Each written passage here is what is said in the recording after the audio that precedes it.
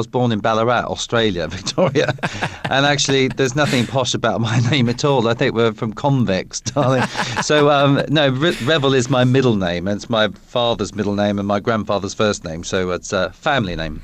I like you because you tell it as it is and you don't shtick it up. If you don't like someone, you tell them you're rubbish. I like that. Well, I think it's good in life to be honest, and I think particularly in dancing, when you've got a celebrity who can't dance, they need to know how to improve for the next week, obviously. So if I'm not going to turn into Paula Abdul and become, this heinous sort of love fest, with, gloves, cotton wool gloves on them. And, I think it's better to tell them the truth so they can come back and do something about it.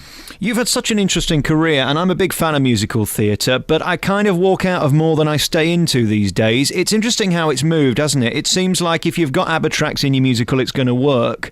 There seems less shows being put on at the moment. Well, there are, and I think that's the general climate, though, because a theatre's quite a difficult thing to make money on, and producers, want to invest, want their investment returned.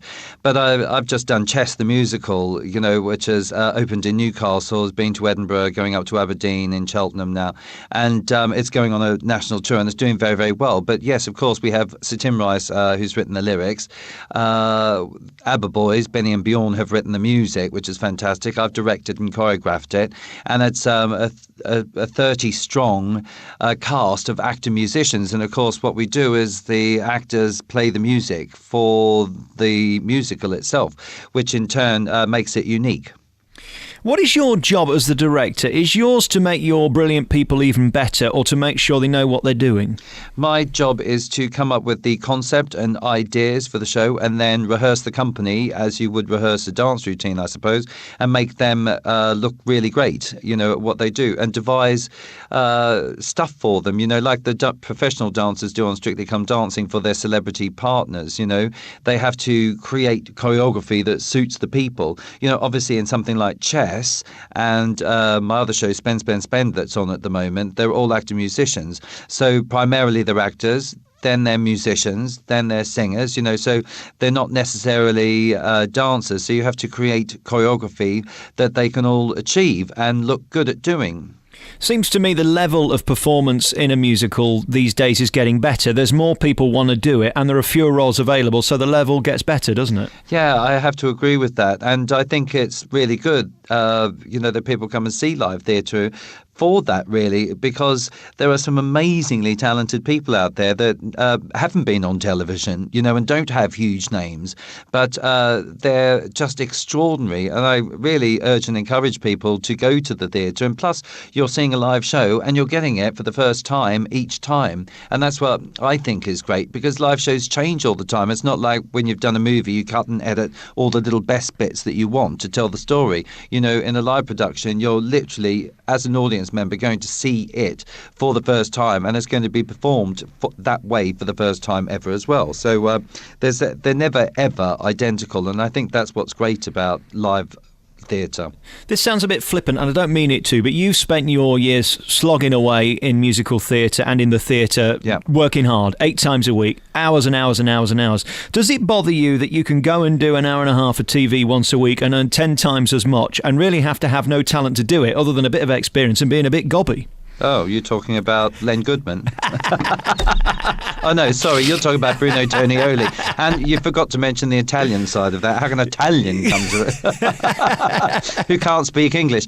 Less be said about that. No, I think it is peculiar, yes, but that's the nature of television, isn't it? It's immediate. Also, it goes to 12 million people, whereas theatre, at maximum, is going to go to 3,000 if you're working the Palladium or the Edinburgh Playhouse.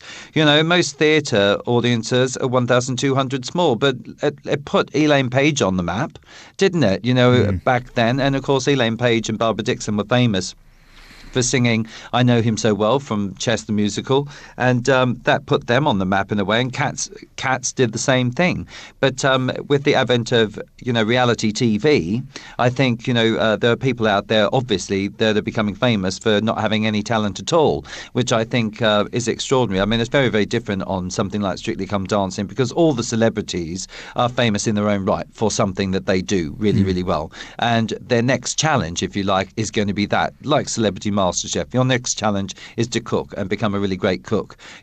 We want them to learn the dance and become really great dancers if they can, or at least encourage the audience of our 12 million, strong, to get up there and have a go at it, which I think is equally brilliant. Craig, you're a theatre man. You're used to criticism and developing. I need to give you some help with diction, if you don't mind, and how you speak, because you said there Elaine Page. Well, it depends where you're from, my darling. Some people up north might say Elaine.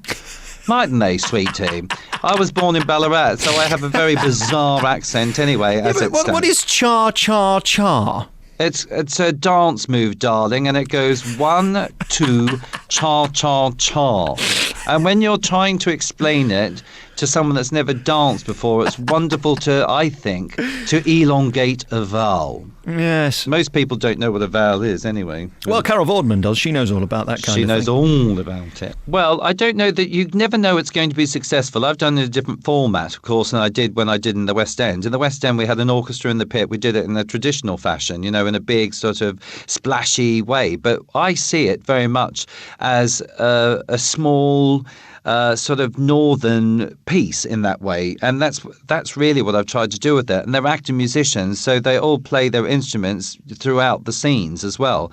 And because I've only got a cast of 12, I had to do something with the big sort of finale of Act 1 number, the big spend number, which normally has about 30 people in it. But what I've got, I've got 12 people on stage, which is a delight actually, because the story is very, very clear and it's very efficient in that way. But I've used the miners as the bunny girls, which I think is absolutely hilarious, and I love it. So, the guy Graham who plays Dad, Graham Kenty's name is, he plays the father in it, of course, comes out as a tattooed, dirty miner bunny.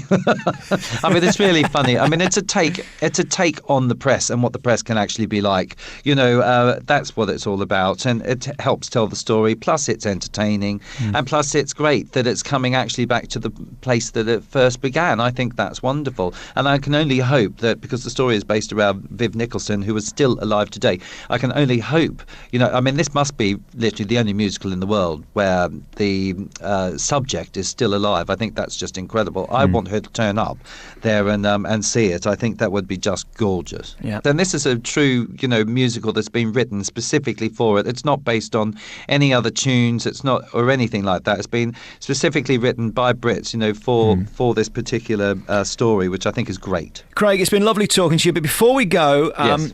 As you know, I like to get half a pound of Cumberland inside me, and I like to talk about sausage on the air. So you're do I. on the hunt for the best sausage, aren't you? I am, and there's a good reason for it, because I was on MasterChef and a grand finalist on that in 2000. I'm admittedly very nervous, but that got my cooking, interest and skills up, and I started making my own sausages at home, and then started falling in love with them, and I just absolutely adore them. And then I was asked whether I would, come and do the for the British Sausage Appreciation Society, whether I'd sort of launched the British Sausage Week. And I thought, what a great idea, because number one, I love them. Number two, they've got to be 85% meat, otherwise I won't touch them, darling. And number three, I get to go on the banger bus for a week and taste every glamour sausage known to man. Oh, I can't wait. How long have you been appreciating a good sausage then, Craig? Well, 3 years now. Very nice. Oh, and is yes. there good quality out there? Oh, there's some amazing quality sausages. You've got to think, and feel for the butchers. I think, because they really go to great pains to make us gorgeous sausages. And the more people keep buying these cheap, nasty ones, the worse off it's going to be. Plus, we've done a whole bunch of dance stuff with the sausages as well. Have you? Dancing sausages? No. Sausage chili cha cha cha, darling. We've got a whole stream of glamorous recipes. The sausage strudel waltz, mambo sausages and mash. Oh, stop. This is too much. It's gorgeous. You can get it on the website, www.britishsausageweek.com. Very all of that good. stuff. Before we go, I have two words for you. Anne Whitcomb. Yes. And two right back at you. Are you looking forward to that? I can't wait to see her in spandex. Yeah, I can't wait. The rumba dance of love costume, or maybe a nice small Latin number. Let's see her cha-cha-cha. Lovely to talk to you. Thanks for coming on the programme. Lovely to talk to you, Alex. Bye-bye.